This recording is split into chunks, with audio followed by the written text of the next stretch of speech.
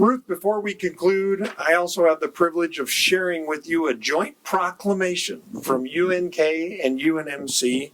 I invite Chancellor Priority Candidate Davies to join me at this podium to read excerpts of a proclamation honoring you and your family.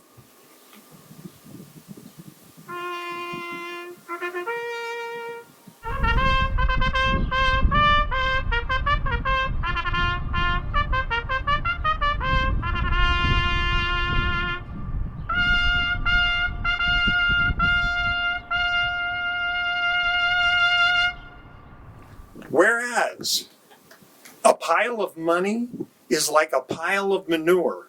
It does no good until you spread it around. And whereas the University of Nebraska and its campuses, including the University of Nebraska at Kearney and the University of Nebraska Medical Center, have been extraordinarily fortunate for decades to benefit from the remarkably humble, infinitely generous, and thoroughly delightful Ruth Scott, chief driver of Nebraska's most distinguished manure spreader, together with her family, whose shared values have guided their philanthropic desires.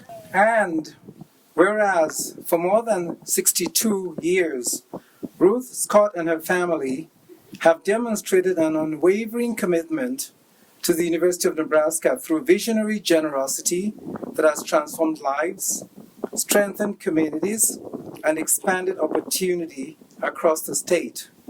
And whereas May 14th marks one of the most important days in the shared history of the University of Nebraska at Kearney and the University of Nebraska Medical Center, as the institutions together dedicate the Douglas A. Kristensen Rural Health Education Complex.